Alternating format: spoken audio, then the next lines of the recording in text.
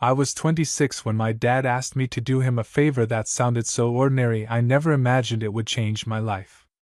It was early May, and I'd driven out to my parents' place for Sunday dinner, something I still did at least twice a month. My mother insisted I was too thin every single time, despite the fact that my weight hadn't changed since college. My father insisted I should trade my office job for real work, at least once every visit. Some traditions never died. We just finished eating when Dad leaned back in his chair and looked at me with that expression that usually meant he wanted something. "You still taking a week off in June?" "Yeah," I said. "Why?" He exchanged a glance with my mom before answering. "I was supposed to go on our annual fishing trip with Harold." I knew exactly which trip he meant. Every June, for almost 20 years, Dad and his best friend Harold disappeared into northern Minnesota for 6 days. Same lake. Same old cabin. Same battered aluminum boat they probably owned longer than I had been alive. It wasn't really about fishing.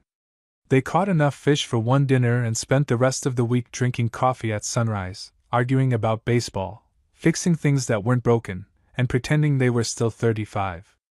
"So?" I asked. Dad sighed. "My knee's worse than I thought." He rubbed it absent-mindedly. "Doctor says no climbing in and out of boats for a while. I thought you were getting better." I was wrong. For a moment, nobody spoke. Then Mom smiled at me. "You should go instead." I laughed. "With Harold?" Dad nodded like it was the most obvious solution in the world. "He already took the vacation. Cabin's paid for. Everything's ready. I don't even fish. You know enough. I know how to accidentally scare fish away." Dad waved a dismissive hand. "Harold can teach you." I hesitated. It wasn't that I disliked Harold. Actually, I liked him a lot. He'd been part of my life for as long as I could remember. He taught me how to throw a baseball when I was 8 because Dad had worked weekends that summer. He'd helped me replace the engine in my first car after college. He never forgot my birthday. He'd even come to my graduation before driving 3 hours back home for work the next morning. Still, spending 6 days alone in the woods with my father's best friend felt unusual. "Are you sure he wants that?" I asked. Dad laughed. "I already talked to him." "You what?" "He said yes before I even finished asking." Mom grinned. "He sounded excited." I looked between them. "You two planned this before I got here." Dad didn't even try to deny it. "I knew you'd overthink it." "I am overthinking it." "Exactly." He stood carefully from his chair. "Go spend a week outside. You've been stuck behind a computer for years. You need sunlight." "I leave my apartment." "To walk to your car." Mom covered a smile. I rolled my eyes. "When is this trip?" 3 weeks. I thought about my empty apartment. The vacation days I'd already requested. The fact that I honestly had no plans beyond sleeping late and catching up on shows I'd been ignoring. Finally, I shrugged. "Fine." Dad smiled immediately. "I knew you'd say yes." "No," I corrected. "You wore me down." "Same thing." The following Saturday, I drove to Harold's house to help load supplies into his truck. He lived alone in a small place about 20 minutes outside town. I'd been there dozens of times growing up, although not recently. The garage door was already open when I arrived. Harold was inside organizing tackle boxes with the kind of focus usually reserved for surgery. He looked up as I walked in. "There he is." He smiled. It was strange how little he'd changed. Maybe a little more gray around his temples. Maybe a few more lines around his eyes. But he still carried himself with the same quiet confidence I remembered from childhood. "Hey!" He pulled me into a brief hug. "Thanks for doing this." "No problem. I feel bad for my dad." "So do I. He was looking forward to it." "I know." For a second his expression softened. "We've never missed a year." "I'm sorry." He shrugged. "We'll keep the tradition alive." He tossed me a small tackle box. "Carry that." I caught it. Anything else? Yeah. He pointed towards several plastic bins. Camping gear. Together we loaded coolers, rods, food, sleeping bags, rain gear, extra fuel, and what felt like enough equipment to survive a month instead of 6 days. You always bring this much? Harold chuckled. Your father thinks every forgotten item guarantees disaster. Sounds like him. So I overpack. We worked comfortably in silence. It surprised me how easy it felt. There was never pressure to fill every quiet moment with conversation. Eventually, he handed me 2 folding chairs. You still working downtown? Yeah. You like it? It's fine. He laughed. Fine usually means no. I don't hate it. But? I set the chairs in the truck bed. I don't know. It pays well. I'm good at it. I just don't think I care about it. Harold nodded slowly. That happens. You ever feel like that? He leaned against the truck. For about 15 years. I blinked. Seriously? I stayed because it paid the bills. What changed? He smiled faintly. I realized I was waiting for permission to enjoy my own life. That answer stayed with me longer than I expected. By late afternoon, everything was packed. Harold locked the garage. We leave at 5 Thursday morning. 5? If we leave later, we'll hit traffic. I hate traffic. I also hate waking up before sunrise. You'll survive. I'll complain. I expect nothing less. As I climbed into my car, he called after me. Oh. I turned around. Bring warm clothes. It's June. It gets cold on the lake. I'll be fine. He smiled knowingly. That's exactly what your father said 20 years ago. And? He spent the second night wearing 2 jackets. I laughed. I'll pack extra. Good. Driving home, I realized something. I couldn't remember the last time I'd spent more than an hour alone with Harold. Growing up, he'd always been around. Birthday parties. Family barbecues. Football games. Helping Dad build the deck. Helping me move apartments. He was woven into the background of my life so completely that I'd almost stopped noticing him. Now we'd be together for nearly a week. Just the 2 of us. Somehow, that thought stayed with me far longer than it probably should have. Thursday arrived much faster than I expected. My alarm went off at 4:15 a.m., and for a brief moment I seriously considered pretending to be sick. Then I remembered Harold had probably been awake for half an hour already. By 5, I pulled into his driveway with a travel mug full of coffee and a backpack stuffed with far more clothes than I would realistically need. Harold was already outside, leaning against his truck. Morning. That's generous, I muttered. It's still night. He laughed. You'll wake up. I hope so. He took my backpack and tossed it into the truck bed. Ready? As I'll ever be. The drive north took almost 6 hours. At first, we mostly listened to classic rock while the city slowly disappeared behind us. Buildings became suburbs. Suburbs became farmland. Farmland eventually gave way to forests that seemed to stretch forever. The morning sun filtered through endless pine trees. I rolled my window down. The air smelled completely different. Cool. Fresh. Like rain and pine needles. Harold noticed.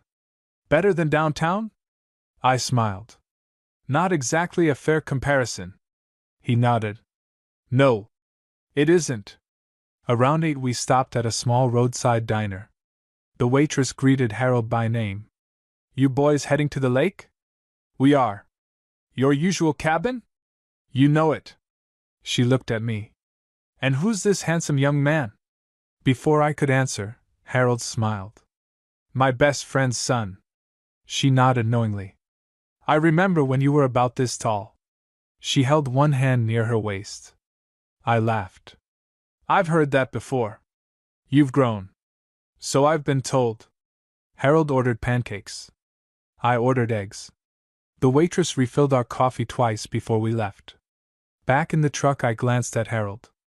You come here every year? Sometimes twice. They really know you. Small towns remember people. There was something comforting about that. The farther north we drove, the fewer cars we saw. Eventually, my phone lost service completely. I stared at the empty screen. No signal. Harold grinned. Exactly. You planned that. I've been looking forward to it. You don't miss being connected? He shook his head. For 6 days? Not even a little. Around noon, we turned onto a narrow gravel road. The truck bounced over potholes for nearly 20 minutes. Then, without warning, the trees opened. The lake stretched out in front of us. Perfectly still. The surface reflected the sky so clearly it almost looked unreal. I found myself staring. Wow. Harold smiled without looking at me. That's usually everyone's first reaction. I get it. The cabin sat 50 yards from the shoreline. Small. Weathered. Built entirely from logs. The porch sagged slightly on one side. The roof looked older than I was. It hasn't changed, I said. It hasn't needed to. He parked beside an old aluminum boat resting on a trailer. For several seconds neither of us moved. The silence felt different here. Not empty. Peaceful. The only sounds came from birds somewhere across the lake and leaves moving gently in the wind. Harold finally climbed out. Let's get settled. Inside, the cabin was exactly how I'd remembered. Wood everywhere. An old stone fireplace. 2 bedrooms. A tiny kitchen. Fishing photos covering almost every wall. I spotted one picture of Dad and Harold holding enormous fish. Dad looked impossibly young. Harold noticed me looking.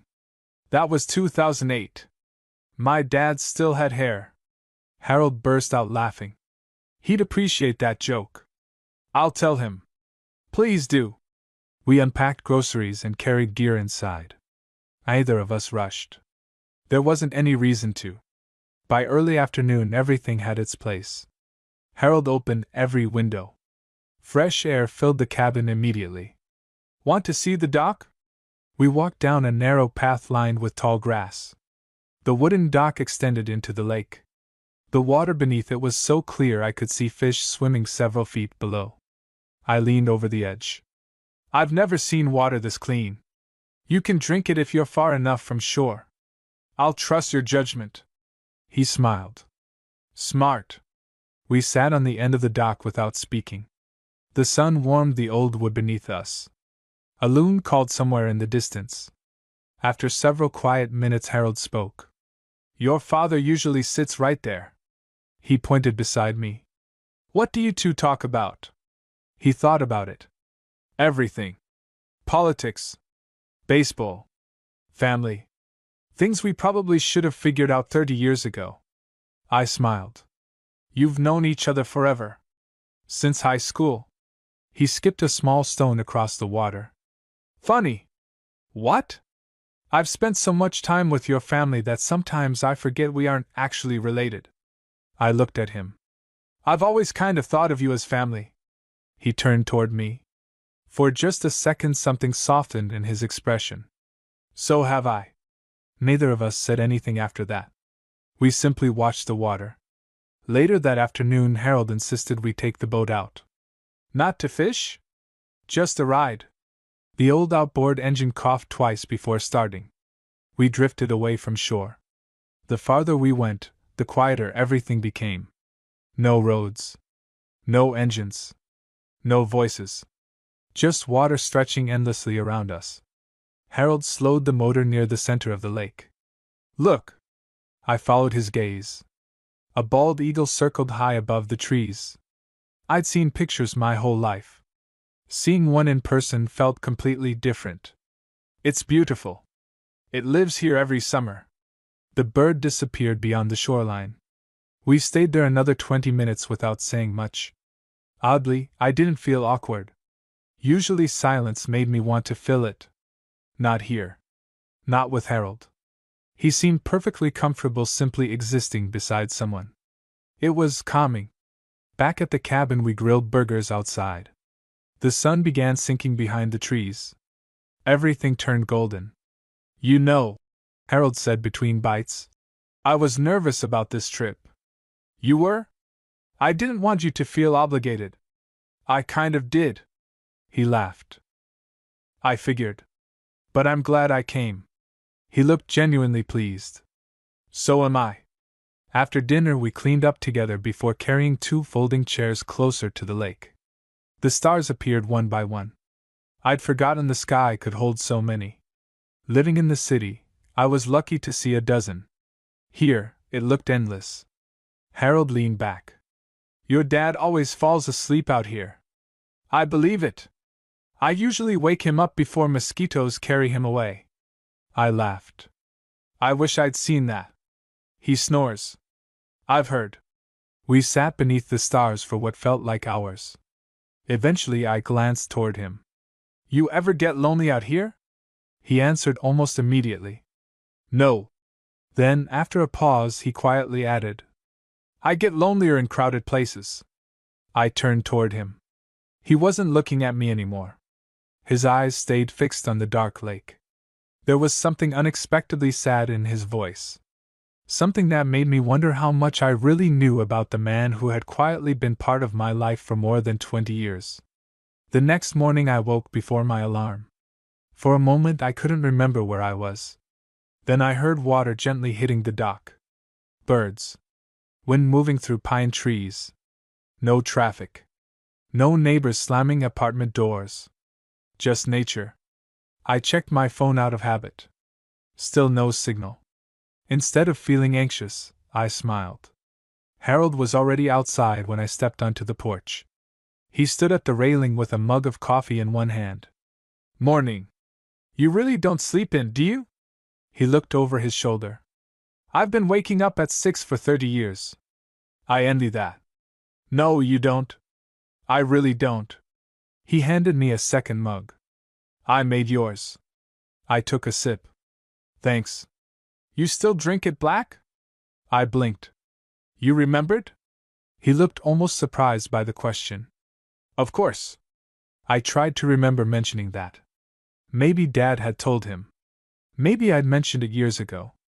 Either way, it struck me that he remembered such a small detail. We stood on the porch watching mist drift across the lake. The water looked almost silver in the early morning light. This, Harold said quietly, is my favorite part of the day. The silence? The beginning. I like the feeling that nothing's happened yet. You still have the whole day. I nodded. I've never thought about mornings that way. He smiled. You will now. After breakfast, he began organizing fishing gear. Today's the real trip? I laughed. So yesterday was practice? Yesterday you were just admiring scenery. Today you learned something. I hope you're patient. I've spent 20 years fishing with your father. I've developed impossible levels of patience. I groaned. I walked into that one. You certainly did. The lake was calm as we pushed away from the dock. Harold showed me how to bait hooks. How to cast without tangling the line. How to watch the water instead of staring at the float every second. You're thinking too hard. I haven't caught anything. Neither have the fish. I looked at him. They're fish. They don't think. You'd be surprised. I laughed. You tell terrible jokes. I've learned from your father. That explains everything. By late morning I'd managed to catch exactly one fish. It was barely larger than my hand. Harold looked at it seriously. Well, what? It appears you've terrified the bigger ones. I rolled my eyes. You've been waiting to say that. For about an hour. He released the fish back into the water. It'll have a good story. A traumatic one. We drifted toward a quieter part of the lake. Trees leaned over the shoreline. The water reflected every branch perfectly. Harold shut off the engine. We'll stay here a while. The silence settled around us again. This time I understood why he loved it. There wasn't pressure to entertain anyone. Nothing demanded attention. For once my mind actually slowed down. After nearly 15 minutes Harold spoke. You've changed. I looked over. Since when? College. How? He considered the question carefully. You used to talk nonstop. I did. You narrated your own life. I laughed. That sounds embarrassing. It was entertaining. What about now? You think before you speak. Too much sometimes. He nodded. I've noticed. I looked down at the water.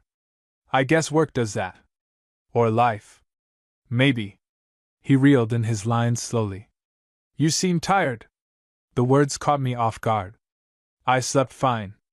I don't mean physically. I stared at the lake. Nobody had ever described me that way before. Not even my parents. I don't know. I think I'm just stuck. He waited. No interruption. No advice. Just patience. Finally, I continued. Every day feels exactly the same. I wake up. I work. I go home. I watch something. I go to bed. Then I do it again. He nodded once. I've lived that year. Year? The same one. Repeated 15 times. I looked at him. What got you out of it? He smiled faintly. I stopped waiting for my life to begin. The answer sounded simple. Almost too simple. But something about the way he said it made me believe he'd earned those words. Around noon we returned to shore for lunch. Harold made sandwiches while I cleaned up the small fish we'd decided to keep. You know, I said, you're different than I remembered. He looked up from the cutting board. Better or worse? Neither. I guess. I searched for the right word. Quieter. He smiled. I used to talk more. What changed? A person only repeats the same stories so many times. I don't think I've heard most of your stories. He looked at me for a second. No. I suppose you haven't. After lunch we walked along a narrow trail behind the cabin. The woods smelled like pine and damp earth. Sunlight slipped through the trees in long golden beams. Harold pointed toward fresh tracks in the mud. Deer. You can tell? They came through this morning. You know a lot about this place. I've been coming here longer than you've been alive. We continued walking. At one point I stumbled over a tree root. Harold reached out automatically, steadying my arm before I lost my balance. You okay? Yeah. Thanks. He let go immediately. No problem. It was such a small moment that I almost forgot it. But later, I realized how natural it had felt. Not awkward. Just instinctive. We eventually reached a rocky overlook above the lake. The view was incredible. You and Dad come here? Every year. Why haven't I ever seen pictures? Harold smiled. Your father says some places are better as memories. We stood side by side looking over the water. A light breeze moved through the trees. For several minutes neither of us spoke. Then Harold quietly said, You know, your dad talks about you all the time. I looked at him. He does. He's proud of you. I laughed softly. He has a funny way of showing it. He worries he doesn't say it enough. I stared toward the horizon. He definitely doesn't. Harold folded his arms. He grew up in a family where nobody said those things. I know. He loves you. He just learned a language that doesn't always have the right words. Something tightened in my chest. I never thought about my father that way before. On the walk back to the cabin I found myself watching Harold differently. Not as my dad's best friend. Not as someone who'd simply always been around. But as a man who somehow understood my father better than anyone else. And maybe understood me a little better than I had realized. That evening the weather changed. Not dramatically. Just enough for the wind to pick up and small ripples to spread across the lake. Harold looked out the kitchen window while washing dishes. Storm tomorrow. You can tell from that? I've guessed wrong enough times to recognize the signs. You sound very confident. I am. He wasn't. Around midnight rain began tapping softly against the cabin roof. I woke for a few seconds, listened, then drifted back to sleep. The next morning the lake looked completely different. Gray sky. Low clouds. wind bending the tops of the pines. Harold stepped onto the porch, took one look outside, and smiled. No fishing today. You're disappointed. Not really. What do we do instead? He shrugged. Whatever we feel like. That answer made me laugh. I thought you'd have a backup plan. I do. What is it? He grinned. Nothing. By 9 o'clock the rain became steady. We lit a fire in the old stone fireplace. The cabin suddenly felt warmer. Smaller. Comfortable. Harold found an old deck of cards in one of the kitchen drawers. You play? A little. Good enough. We spent nearly an hour playing while rain drummed against the roof. He won almost every game. You're cheating. I've simply had more practice. I refuse to believe that. You sound like your father. I'm starting to notice that. So am I. Later we made another pot of coffee. The cabin smelled like cedar smoke and fresh coffee. It was strangely comforting. Harold settled into the chair across from me. You know what your father hated most about these trips? The mosquitoes? No. The outhouse. I laughed. I forgot about that. He complained every single year. Yet he kept coming. He'd complain while carrying his fishing rod. I can picture it. Harold smiled to himself. So can I.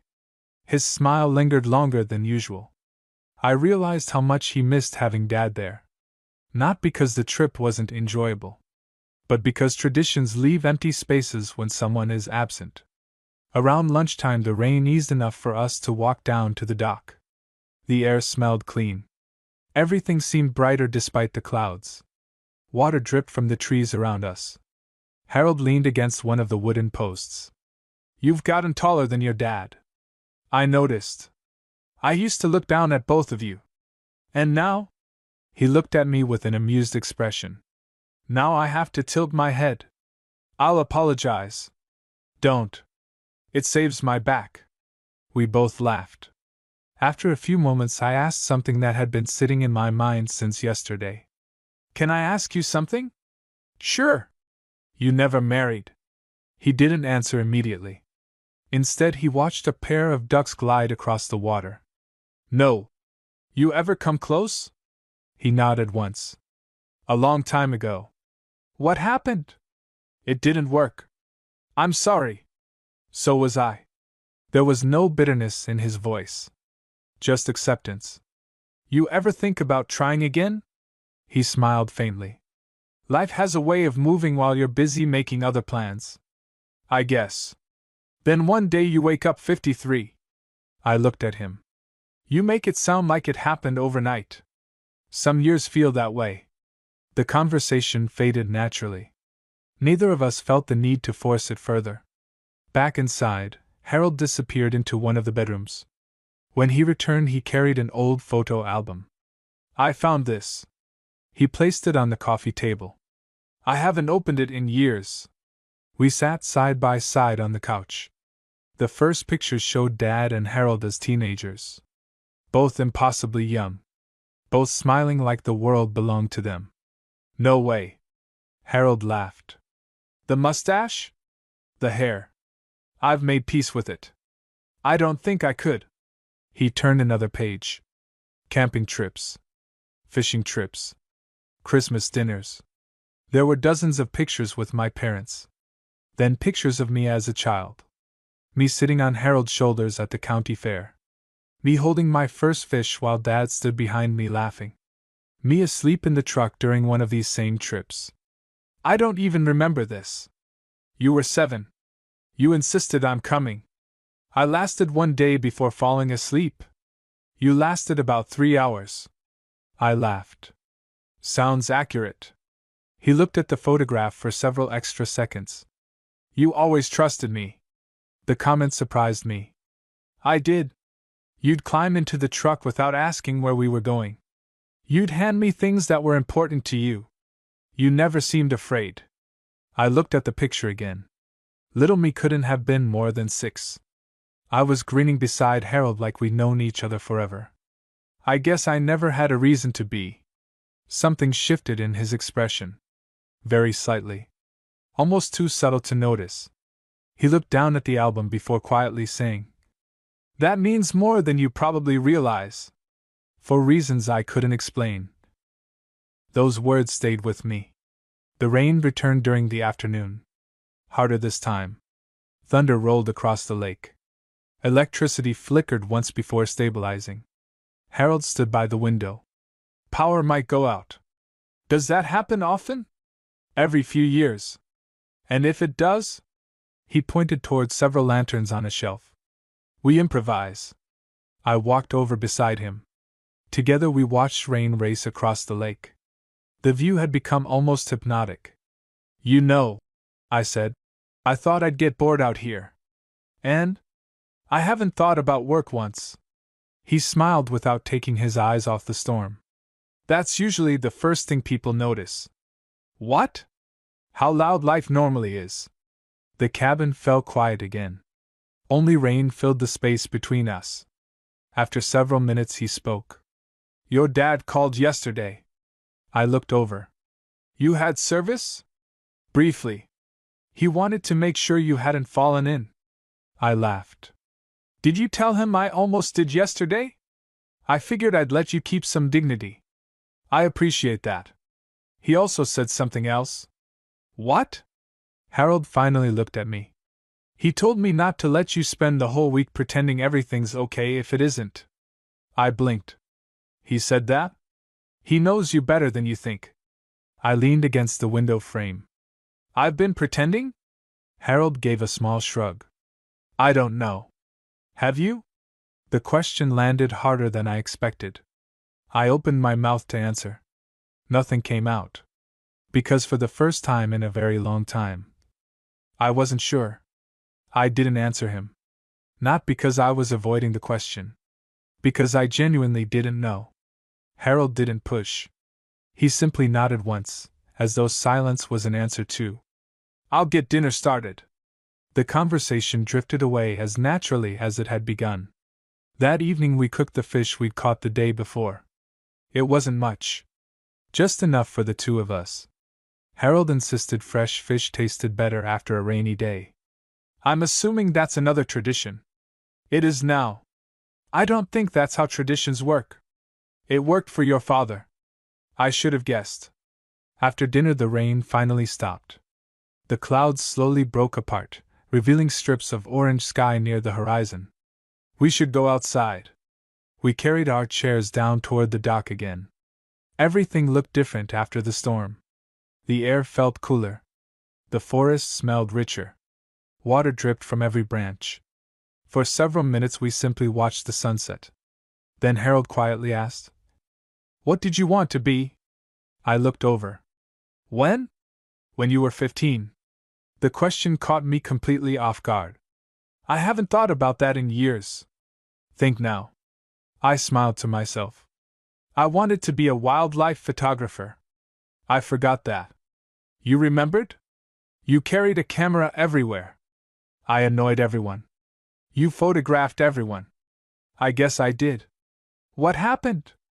I laughed softly. "Life. College. Student loans.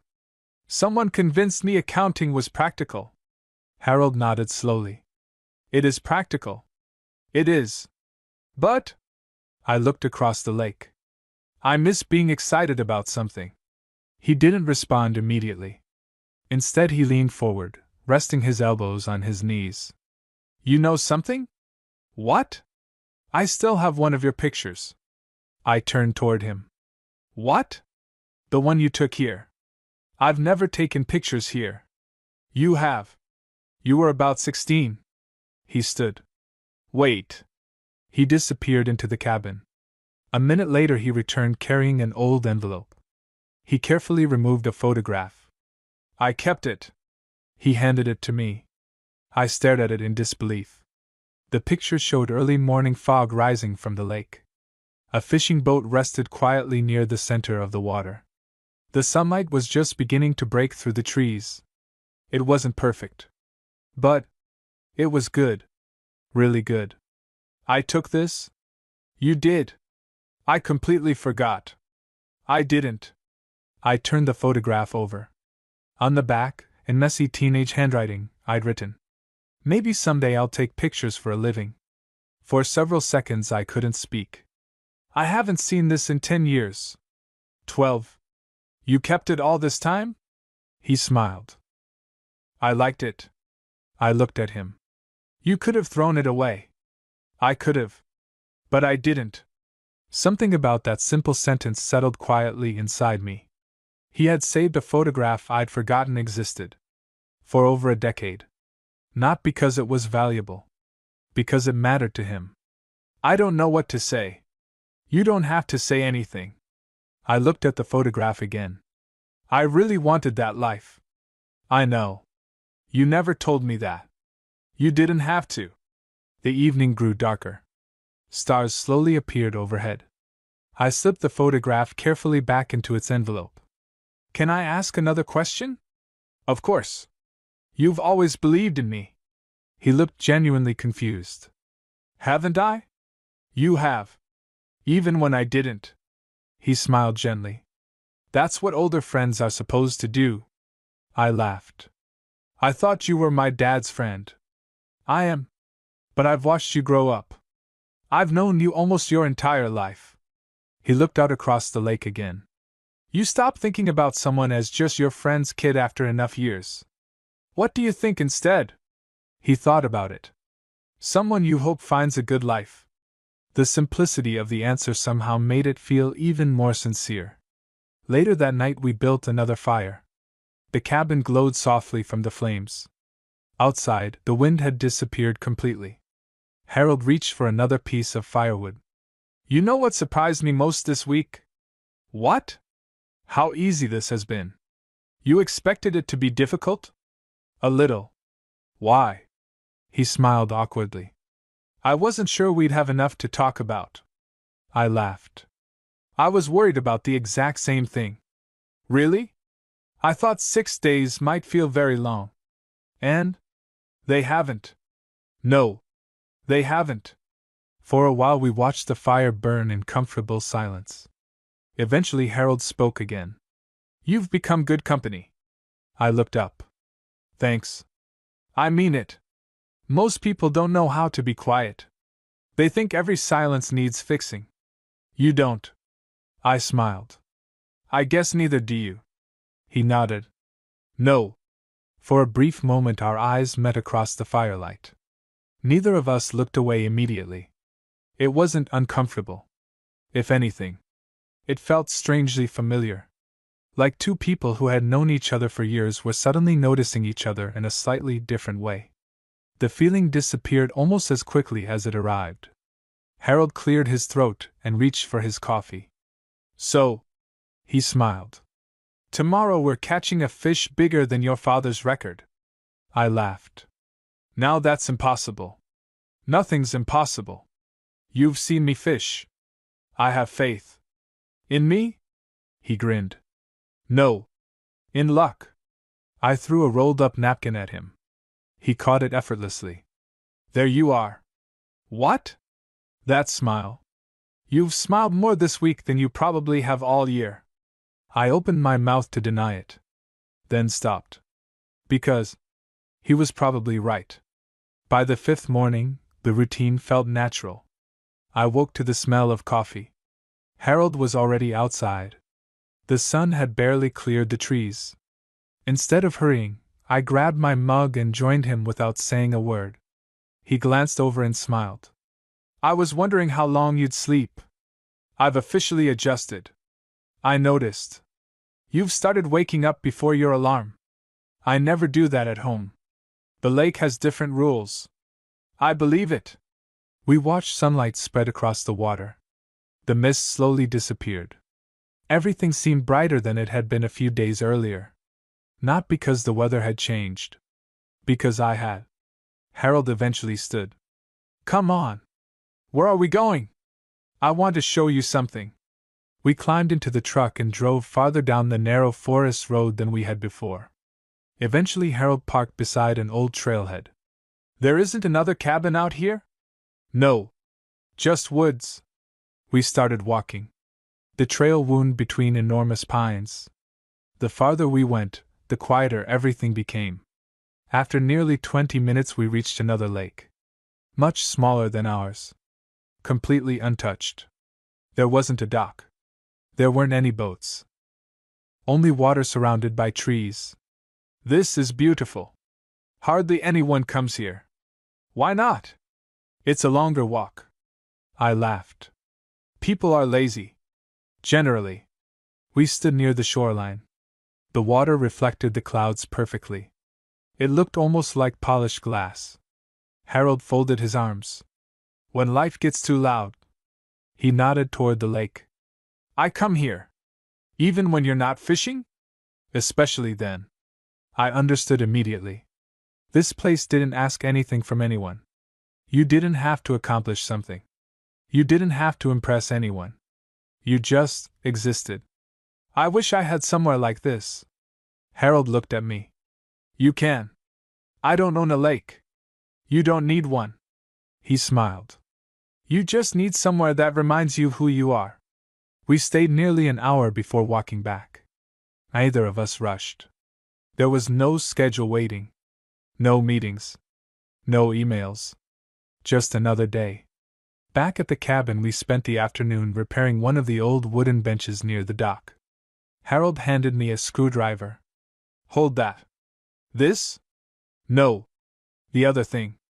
There are only two things. I know. I'm testing you. I laughed. I failed. Miserably.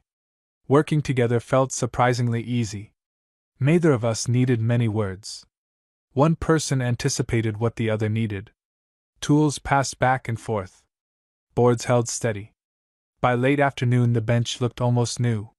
Harold stepped back to admire it. Not bad. You did most of it. We both did. He brushed sawdust from his jeans. Your father would have insisted on rebuilding the whole thing. Instead of fixing it? Exactly. That sounds expensive. It usually is. I smiled. Some things never change. No. They don't? Later we sat on the repaired bench overlooking the lake. Harold leaned back with obvious satisfaction. Worth the effort. It actually is. I've been meaning to fix it for years. What stopped you? He looked out across the water. I kept assuming there'd always be another trip. I frowned slightly. There probably will be. He nodded. I hope so. His answer carried an unexpected weight. Not sadness exactly. More like someone who understood time better than I did. I found myself studying him. The gray beginning to spread through his hair. The small lines beside his eyes. The weathered hands resting on his knees. Growing up, Harold had always seemed permanent. Like he'd always be exactly as I remembered him. Now, for the first time, I noticed he was getting older. The realization unsettled me more than I expected. He caught me looking.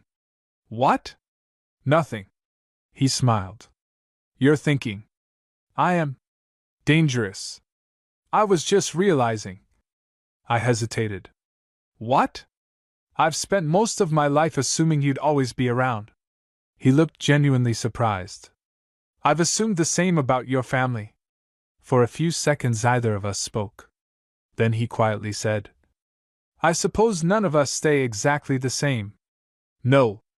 I guess we don't.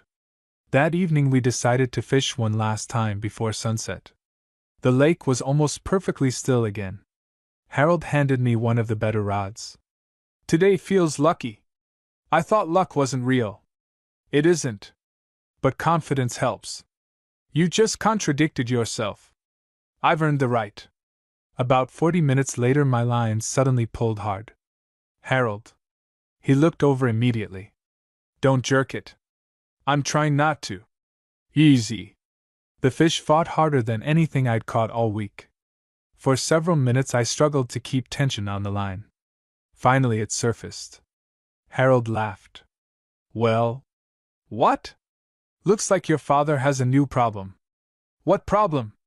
You're about to beat his record. I stared. No way. Way. After another minute we finally brought it into the boat. It was easily the largest fish I'd ever caught. I couldn't stop grinning. Harold picked it up carefully. I need a picture. He reached for the camera he'd brought. Stand over there. I laughed. Seriously? Your father won't believe me otherwise. I held the fish while Harold took several pictures. There. He lowered the camera. Perfect. How do I look? Ridiculously happy. I looked down at the fish. Then back at him. I am. He smiled. I know. After releasing the fish, we drifted quietly across the lake. The sky slowly turned orange. You know, Harold said after a while, this has been one of my favorite trips. I looked over. Even without my dad? He nodded. I've missed him. But, he smiled. I'm glad it was you. Something about the way he said it made my chest tighten. Not because there was anything unusual in the words. Because they sounded completely sincere. I looked out over the water before answering.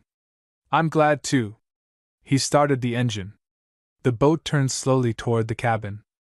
Neither of us spoke during the ride back. We didn't need to. Somehow, somewhere during the past 5 days, the silence between us had become its own conversation. The last full day arrived much sooner than I wanted. I realized it while making coffee. Tomorrow we'd pack the truck. Tomorrow we'd drive home. Tomorrow my phone would start buzzing again. Emails. Meetings. Traffic. The thought made me surprisingly disappointed. Harold walked into the kitchen, still rubbing sleep from his eyes. You look serious. I was thinking. That's rarely good before coffee. I smiled. We leave tomorrow. We do. It went by fast. He nodded quietly. It always does. For a few moments neither of us said anything. Then he picked up his mug. That's probably why I keep coming back. After breakfast we decided not to fish. Neither of us felt like it. Instead we spent the morning cleaning the cabin. Blankets were folded. The floor was swept. The small porch was washed down with buckets of lake water. You two always clean this much? Harold laughed. Your father says the next people deserve to arrive at a place that's ready. That's actually nice. He has his moments. He'll be thrilled you admitted that. Don't tell him. I absolutely will. By late morning everything looked exactly the way it had when we'd arrived. Almost as though no one had been there. Harold stood in the middle of the cabin with his hands on his hips. Good. Inspection passed? It'll survive another year. I leaned against the doorway. What if 1 year you don't come? The question escaped before I could think about it. Harold looked at me. I hope someone does. I mean you. He smiled gently. Nothing lasts forever, Raymond. I didn't like hearing him say that. You sound like you're retiring. I'm talking about cabins. But you're thinking about more than that. For a moment he didn't answer. Then he quietly admitted. Maybe. We walked down to the dock one last time. The lake was perfectly calm. Not even a breeze disturbed the surface. Harold sat at the very end with his feet hanging over the edge. I joined him. Neither of us rushed to speak. Eventually he broke the silence. You know what surprised me most? What? I was worried you'd spend the whole week wishing you were somewhere else. I thought I would. But you didn't. No. I really didn't. He nodded slowly. I could tell. I skipped a small stone across the water. I've been happier here than I've been in months. I know. I looked over. You keep saying that. Because it's obvious. It wasn't to me. It usually isn't. He rested his elbows on his knees. I've watched enough people convince themselves they're fine. I've done it myself. You get good at recognizing it. I stared at the lake. I didn't realize how tired I was. I think you were carrying things that didn't belong to you. What does that mean? You've been living the life everyone expected. His voice stayed calm. Gone to school. Got the safe job. Worked hard. Done everything right. He smiled sadly. But I don't know if you've ever asked yourself what you actually wanted. The words landed with uncomfortable accuracy. Because he wasn't wrong. I'd spent years making sensible decisions. Not necessarily happy ones. I don't even know where I'd start. He pointed toward the water. You already did. What? You slowed down. You started listening to yourself. You laughed. You slept. You remembered photography. He looked at me. That's a beginning. For a while I simply watched the sunlight dance across the lake. Then I quietly asked, Can I ask you something personal? You can ask. I might not answer. Fair. I hesitated. Were you ever happy? He smiled. I've been happy many times. I searched for the right words. The kind of happy that changes your life. His expression became thoughtful. For several long seconds he said nothing. Finally he answered, Yes. I waited. He didn't continue. What happened? He looked toward the opposite shoreline. It wasn't the right time. For who? He gave a faint smile. Sometimes there isn't one person to blame. Sometimes life is simply complicated. I wanted to ask more. I could feel there was an entire story behind those few sentences. But something told me not to. If he wanted me to know, he would tell me. Instead, we sat quietly together. A pair of loons drifted past the dock. Somewhere across the lake, an eagle called. The afternoon sun warmed the old wood beneath us. Harold suddenly laughed to himself. What? I just remembered something. What? When you were about 10? I groaned. Oh no. You announced that you were going to build a treehouse entirely by yourself. I vaguely remember that. You nailed exactly one board to a tree. And? You got stuck climbing back down. I covered my face. My dad remembers that too. He laughed so hard he nearly fell off the ladder. I was hoping everyone had forgotten. I don't think your mother ever will. I laughed until my stomach hurt. So embarrassing. You were determined. I've always been stubborn. You absolutely have.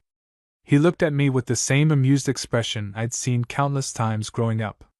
But this time, I noticed something else. Warmth. Affection. Not the casual kind someone shows a family friend. Something quieter. Deeper. It wasn't new. It had probably always been there. I was only noticing it now because I was finally seeing Harold as more than just Dad's best friend. He caught me looking again. What? I shook my head. I was just thinking. About? How strange it is. What is? I've known you almost my whole life. And yet I feel like I'm meeting you for the first time. His smile faded into something softer. I've been thinking something similar. Neither of us spoke after that. The silence wasn't awkward. It felt full. Like there were 100 things neither of us quite knew how to say. And somehow, neither of us seemed in a hurry to break it. The next morning arrived far too quickly. Neither of us said much while packing. Sleeping bags were rolled. Coolers loaded. Fishing rods secured in the truck. The cabin slowly returned to being just a quiet place waiting for another summer. I carried the last box outside and looked back one more time. It already feels different. Harold closed the cabin door and locked it. It always does on the last day. He slipped the key into his pocket. Ready? I don't think so. He smiled. That's usually a good sign. The drive home was quieter than the drive north. Not awkward. Just thoughtful. Neither of us seemed eager to rush back into normal life. We stopped at the same diner for breakfast. The waitress recognized us immediately. Already heading home? Harold nodded. I'm afraid so. She looked at me. So? She smiled knowingly. Did he teach you anything? I looked across the table. He taught me more than fishing. Harold raised an eyebrow but didn't say anything. The waitress laughed. That's usually how these trips go. When we got back on the road, I stared out the window for a long time. Eventually I broke the silence. I don't want to go back to exactly the way things were. Harold kept his eyes on the road. Then don't. It can't be that simple. Most important things aren't. But the first step usually is. I smiled. You always make everything sound easy. No. I just know complicated doesn't mean impossible.